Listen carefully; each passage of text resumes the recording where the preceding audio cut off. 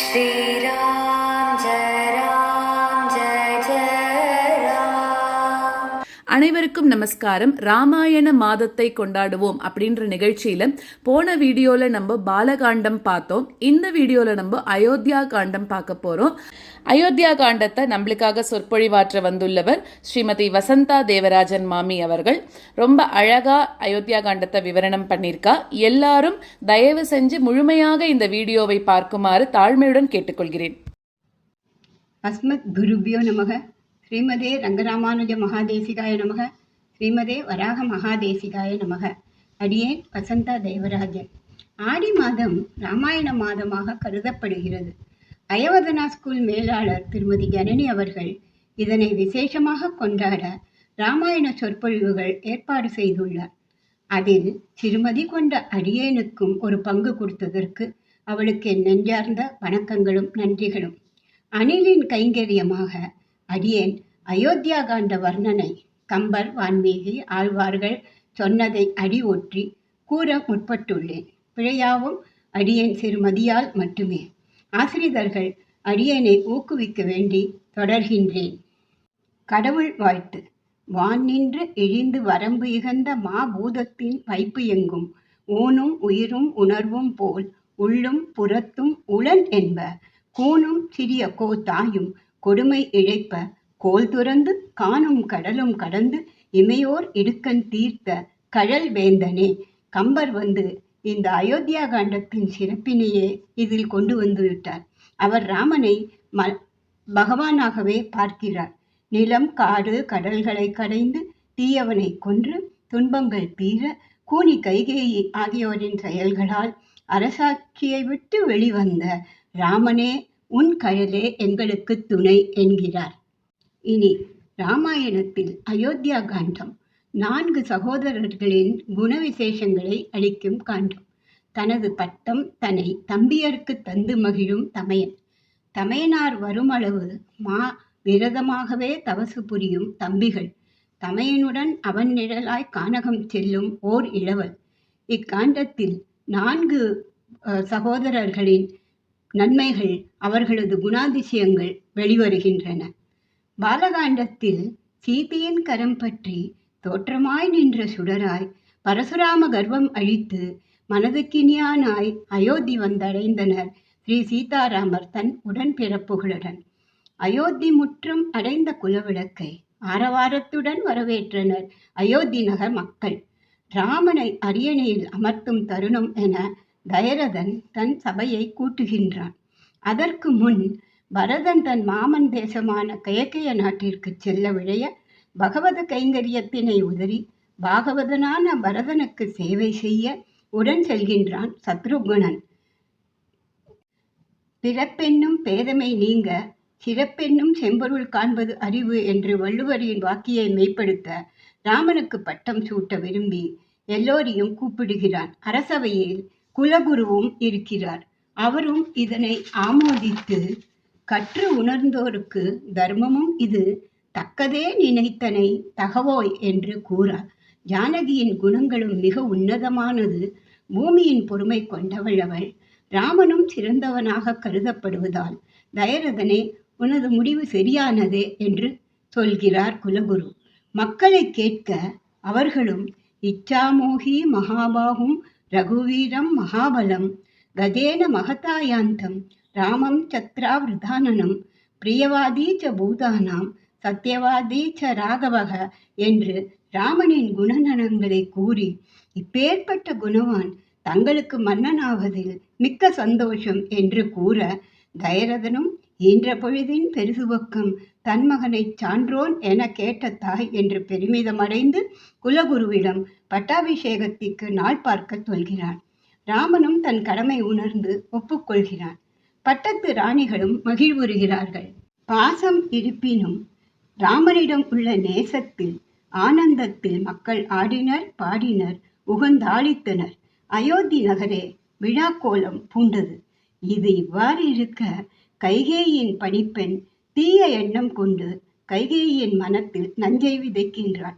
சிவந்தவாய் சீதையும் கரிய செம்மலும் நிவந்த ஆசனத்தில் இருக்க அவந்தனாய் உன்மகன் பரதன் அடிமையாகவோ என கைகேயியிடம், உன் மகன் பரதன் நாட்டை ஆளவும் ராமன் காட்டுக்கு ஏகவும் 2 வரம் கேள் என கூற, தசரத மன்னன் தனக்கு வழங்கப்பட்ட 2 வரங்களை கேட்க விரைந்தாள் கைகேயி. அரியணை மேல் மன்னன் ஆவான் நிற்க கொங்கைவன் கூனிசொல் கொண்ட கொடிய கைகேயி வரம் வேண்ட, மலக்கியமா மனத்தனாய் மன்னவனும் மராதொழிய குலக்குமரா காடுரை போ என விடை கொடுப்ப என்று இதனை பெரியாழ்வார் தன் திருமொழியில் மிக அழகாக வர்ணித்துள்ளார். ராமன் 14 வருடம் கானகம் ஏவ பரதன் நாட்டை ஆளும் 2 வரம் வேண்ட, சத்தியம் தவறாத மன்னனும் வரம் அளிக்கின்றான். பெருமாள் திருமொழியில் குலசேகர ஆழ்வார் இதனை எண்ணி எண்ணி தயரதன் எப்படி புலம்புகிறான் என்று கூறுகிறார். வன் தாளினை வணங்கி வளநகரம் தொழுதேத்த, மன்னன் ஆவான் நின்றாயே அரியணை மேல் இருந்தாயே, நெடுங்கானம் படரப்போகு என்றாலே கைகேயி என்று வருத்தமுடன் இருந்தான் தயரதன். வான்மீகியும் ந ஜீவிதம் மேயஸ்தி புனக குர்சிஷம் விநாயத்ம ஜேனாத்மதக குதோ ரதிகி, என் மகன் இல்லாமல் நான் எப்படி ஜீவிப்பேன் என அழுது புலம்ப கைகேயி மனம் இழகவில்லை. கம்பரோ, வீந்தாளே இவ்வெய்யவள் என்னா மிடல் வேந்தன் ஈந்தேன், மாய்ந்தே நான் போய் வானுலகு ஆழ்வேன், நீந்தாய் நீந்தாய் நீ உன் மகனோடு நெடிது என்று கூறி மயங்கி விழுகிறான் தயரதன். பொழுது புலர்ந்தது. மக்கள் குலகுரு யாவரும் கொண்டாடும் நிலையில் இருக்கையில் ராமனை தன் இருப்பிடம் அழைத்து வர சுமந்திரனை அனுப்ப, தாயென நினைந்து வந்த ராமனை உயிர் ஒன்னும் பேயென கைகேயி உரைத்தாள்.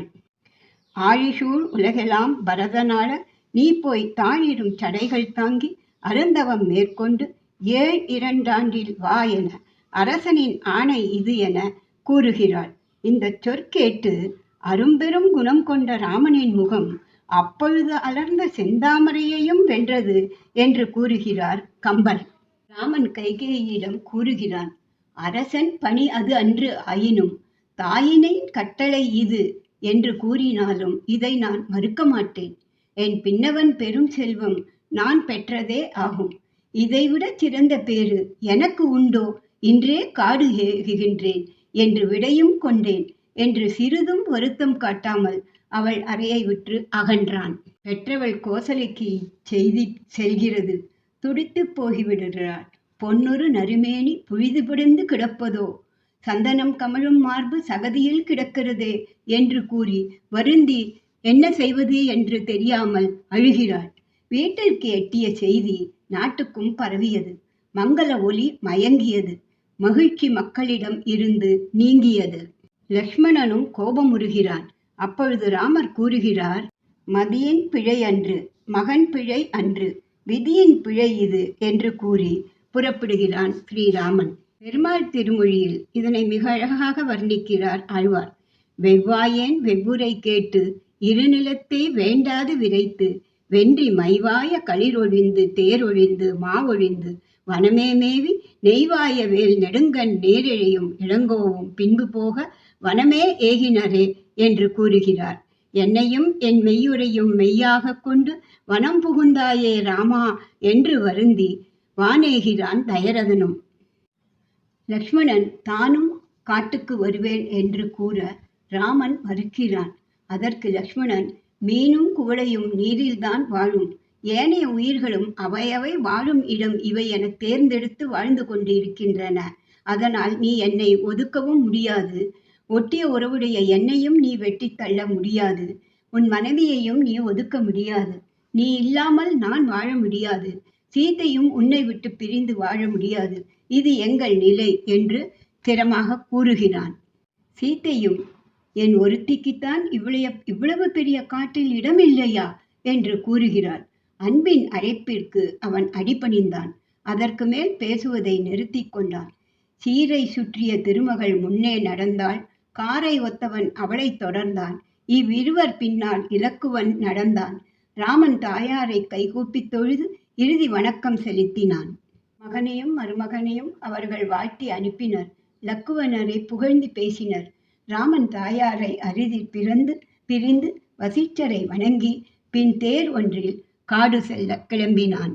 சுமந்திரன் வருத்தப்பட சுமந்திரனை அயோத்திக்கு திரும்புமாறு பணித்து தானும் தன் தையல் தன் கற்பும் தன் சால்பும் தம்பியும் கருணையும் நல்லுணர்வும் வாய்மையும் தன் வில்லுமே துணையாக கொண்டு காடு நோக்கிச் செல்கின்றான் ஸ்ரீராமன். தவசிகள் கங்கை கரையில் இவர்களை வரவேற்க இவர்களும் நீராடிய பின் நியதிப்படி நிமலனை வணங்கி வேள்விக் கடன்கள் செய்து முடித்து அம்முனிவர் இட்ட உணவை ஏற்று மிகவும் பாராட்டி மகிழ்ந்தனர்.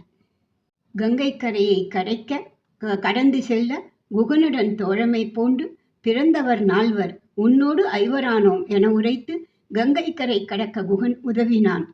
இதையே சுவாமி தேசிகனும் நிஷாதராஜ சௌஹிருத சூசித சௌசீல்ய சாகரா என்று ராமனின் சௌலபிய குணத்தை மிகவும் மகாவீர வைபவத்தில் போற்றுகிறார்.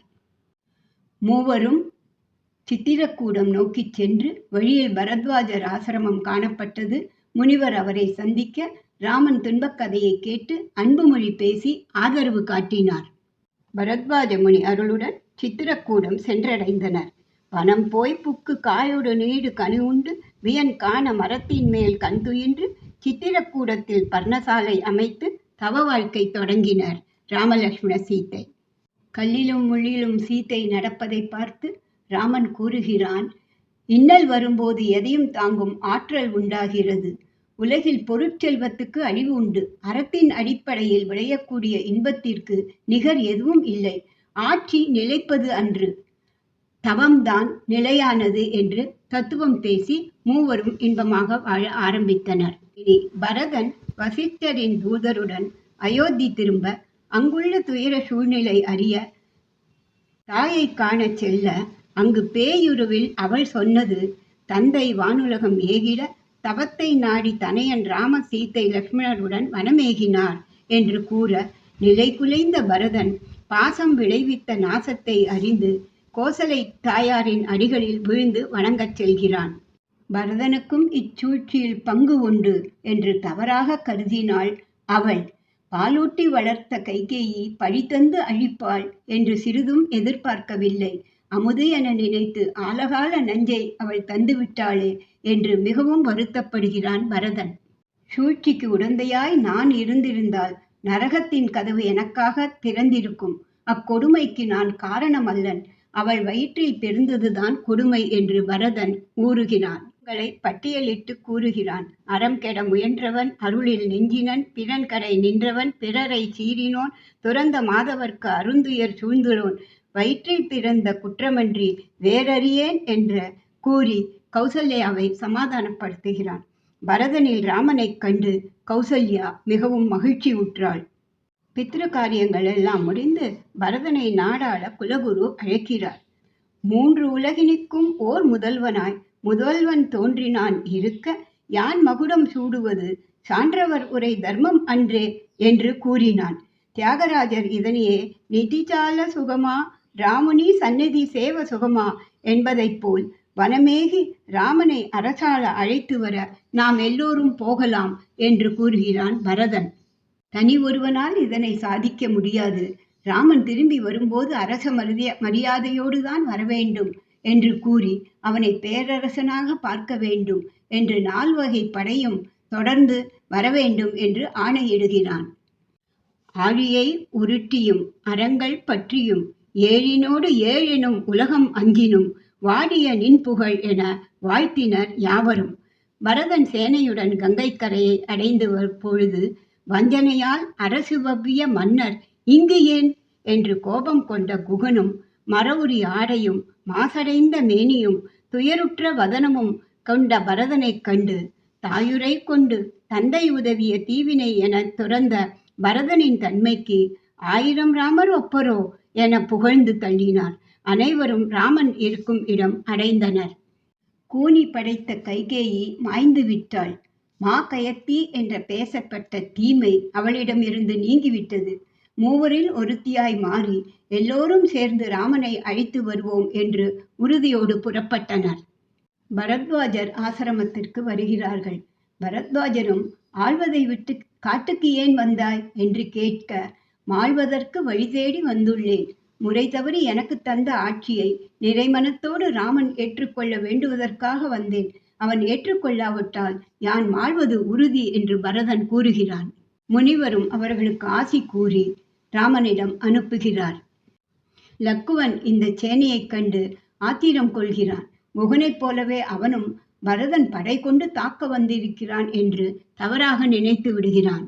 ராமனோ பரதனில் தன் தந்தையையே கண்டு, நம் குலத்து உதித்தவர் தவறு செய்வதில்லை, அறம் நெகிழ்ந்தது இல்லை, பரதன் நீதி நெறி நின்று நிலை குலையான், அவன் இங்கு வருவது ஆட்சியை தரவே தவிர மாட்சிமை நீங்கி போரை தொடுக்க அல்ல என்று அவனை சமாதானப்படுத்துகிறான்.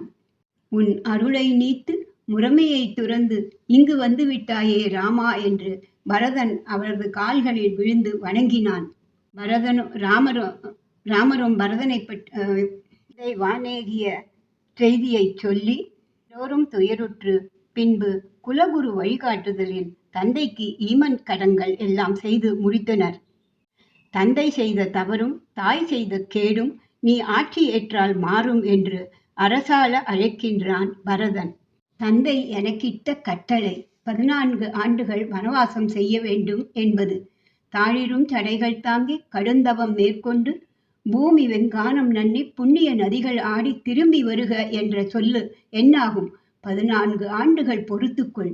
அதுவரை என் கட்டளையை ஏற்று அரசு ஆழ்வாய். இது நான் உனக்கிடும் ஆணை, மறுக்காதே என்று ராமன் பரதனிடம் கூறுகிறான். தெய்வ திருவள்ளுமும் அங்கு கூடியிருந்தவர் கருத்தும் பரதன் ஆட்சியை ஏற்று நடத்துவதே தக்கது என்ற முடிவுக்கு வருகின்றனர்.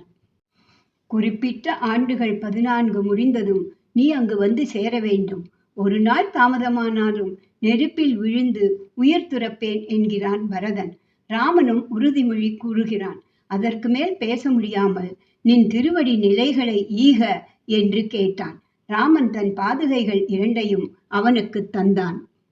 பாதுகை 2னையும் மணிமுடிகளாய் தலையில் தாங்கி கங்கை கரையை அடைந்து அயோத்தி செல்லாது அருகிலுள்ள நந்தி கிராமத்தில் சிம்மாசனத்தில் ராமன் திருவடி நிலைகளை வைத்து வணங்கி வழிபட்டு ராமனின் ஆட்சியாக பரதன் ஆட்சி செய்கின்றான்.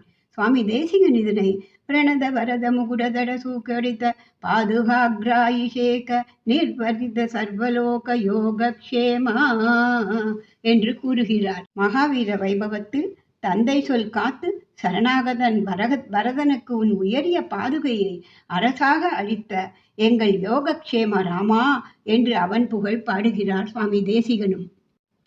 சித்திரக்கூடத்தில் இனி இருப்பது சிறப்பன்று என அத்திரி முனிவரை தரிசித்து அனசூயாவிடம் சீத்தையும் ஆசி பெற்று மேற்கொண்டு தெற்கு நோக்கி செல்கின்றனர் சீதாராம லக்ஷ்மணரும். இத்துடன் அயோத்தியா காண்டம் பூர்த்தி அடைகிறது. சிறு பாடலுடன் முடிக்க மனம் விரும்புகிறது. முடியொன்றி மூலகங்கள் ஆண்டு உன் அடியேற்கு அருள் என்று அவன் பின் தொடர்ந்த படியல் குணத்து பரத நம்பிக்கை அன்று அடிநிலையின்தானை பாடிப்பற அயோத்தியர் கோமானை பாடிப்பற காரார் கடலை அடைந்திட்டு லங்கை புக்கு காரார் கடலை அடைந்திட்டு லங்கை புக்கு ஓராதான் பொன்முடி 9 ஒன்றையும் நேரா அவள் தம்பிக்கே நீளரசு இந்த ஆராவமுதனை பாடிப்பற ஆராவமுதனை பாடிப்பற அயோத்தியர் வேந்தனை பாடிப்பற. பெரியாழ்வார் தன்னுடைய 3ஆம் பத்தில் பாடின பாட்டு. அடியேனுக்கும் ஆசை இருந்ததால் பாடினேன். எல்லோருக்கும் நன்றி. எனக்கு ஆசைகள் வேண்டும். இந்த சந்தர்ப்பத்தை கொடுத்த ஜனனிக்கு மீண்டும் எனது நன்றிகள். ஜெய் ஸ்ரீராம். ரொம்ப அழகா அயோத்தியா காண்டம் பத்தி நம்மளுக்கெல்லாம் சொன்னா, மாமிக்கே இருக்கக்கூடிய சிறப்பு கம்பர், வால்மீகி, ஆழ்வார்கள் பிரபந்தத்திலிருந்து நிறைய பாசுரங்களை வந்து தேர்ந்தெடுத்து அதை சொல்றது வந்து மாமிக்கே உரிய சிறப்பு. அந்த மாதிரி அழகான கடவுள் வாழ்த்துல ஆரம்பிச்சு கவிதை, கதை, ஸ்லோகம் இந்த மாதிரி, அப்புறம் முக்கியமா சுவாமி தேசிகன் இயற்றின மகாவீர வைபவம் அதிலிருந்தும் சில கோட்ஸ் எடுத்து சொன்னா, கைகேயி பண்ண சதி, பரதன் வார்த்தையில வந்து கௌசல்யா வந்து எவ்வளவு சந்தோஷமாகறா, அப்புறம் பரதன் ராமன் சம்பாஷணைகள், அப்புறம் ராமபெருமான் எப்படி பித்ரு பரிபாலனத்துக்காக ஆட்சி வேண்டாம்னு சொல்லி அவர் சொன்னபடி 14 வருஷங்கள் காட்டுல தான் இருந்துட்டு வருவேன் அவர் இருந்தது. அதுக்கப்புறமா வந்து தன்னோட பாதுகைகளையாவது கொடுக்குமாறு பரதன் கேட்கறது, அப்புறம் பெருமாள் வந்து பாதுகைகள் கொடுக்கறது, அதை வந்து அவர் வந்து நந்தி கிராமத்துல எடுத்துன்னு வந்து பாதுகைகளை வச்சு அரசாட்சி நடத்துறது, எவ்வளவு விஷயம் இதெல்லாம் வந்து எவ்வளவு தடவையோ இதெல்லாம் நம்ம கேட்டிருப்போம் கதைகள். ஆனாலும் எல்லா தடவையும் புதுசா கேட்கிற மாதிரி இருக்கிறது தான் இந்த ராமாயணமும் பெருமாளோட அந்த அவதார மகிமைகளும் அப்படிங்கிறது. அதே மாதிரி அந்த பெருமாளோட அவதார மகிமைகளும் பெருமாளோட கதைகளும் எவ்வளோக்கு எவ்வளோ நம்ம கேட்கிறோமோ அவ்வளோக்கு அவ்வளோ நம்மளுக்கு புண்ணியம் அப்படின்னு சொல்றா. நம்ம பிறவி பையனே நம்மளோட இந்த பிறவியை கொடுத்ததே பெருமாள் தான். அவரை பத்தி நம்ம திருப்பி திருப்பி கேட்கணும், அவரோட பெருமைகளையே சொல்லணும், அப்புறம் அவருக்கு சேவகம் பண்ணிட்டே இருக்கணும். அப்படிங்கிறதுக்கு தான் பெருமாள் நம்மளை இந்த உலகத்துக்கே அனுப்பிச்சு வச்சிருக்கார். அதனாலதான் அடியனோட சிறிய முயற்சி இந்த மாதிரி ராமாயணம் இந்த மாதிரி இன்னும் இருக்கக்கூடிய கதைகள் எல்லாம் எல்லாரையும் சொல்ல வச்சு நம்ம கேட்கலாம். நம்ம வீட்டில் இருக்கக்கூடிய குழந்தைகளுக்கும் இந்த மாதிரி இவெல்லாம் சொல்றதெல்லாம் ரொம்ப சிம்பிளிஃபைடா சொல்றா இல்லையா? ஸோ அந்த மாதிரி சொல்லும் போது என்ன ஆகுறது, நம்ம குழந்தைகளுக்கும் வந்து அதை கேட்டு ராமாயணம்னா என்ன, இதிகாச புராணங்கள்னா என்னன்னு தெரிஞ்சுக்கிறதுக்கு ஒரு வாய்ப்பு இருக்கு. அதனால ரொம்ப சிறப்பா சொன்ன ஸ்ரீமதி வசந்தா தேவராஜன் மாமி அவர்களுக்கு ஹயவதநாத ஸ்லோகா ஸ்கூல் சார்பாக மனமார்ந்த நன்றிகளை தெரிவித்துக் கொண்டு, உங்களுக்கு அந்த ராமபிரானோட அனுகிரகம் என்னென்னைக்கும் இருக்கணும், உங்களோட தீர்க்க ஆயுளை உங்களுக்கு வந்து கொடுக்கணும் பெருமாள் அப்படின்னு பிரார்த்திச்சுண்டு, முக்கியமா நோய் நொடி இல்லாத வாழ்க்கை உங்களுக்கு பெருமாள் கொடுக்கணும். அப்பதான் நீங்க எங்களுக்காக இந்த மாதிரி எல்லாம் வந்து நிறைய நல்ல விஷயங்களை சொல்லித்தர முடியும்னு பெருமாள்கிட்ட பிரார்த்திச்சுண்டு, மீண்டும் இன்னும் ஒரு வீடியோல இன்னும் ஒரு காண்டத்தோட சந்திக்கிறேன். உபன்யாசத்தை முழுவதுமாக கேட்ட உங்கள் அனைவருக்கும் கூட என் நன்றிகளை தெரிவித்துக் கொண்டு மீண்டும் சந்திப்போம். நன்றி, வணக்கம். ஸ்ரீராம் ஜெய ராம்.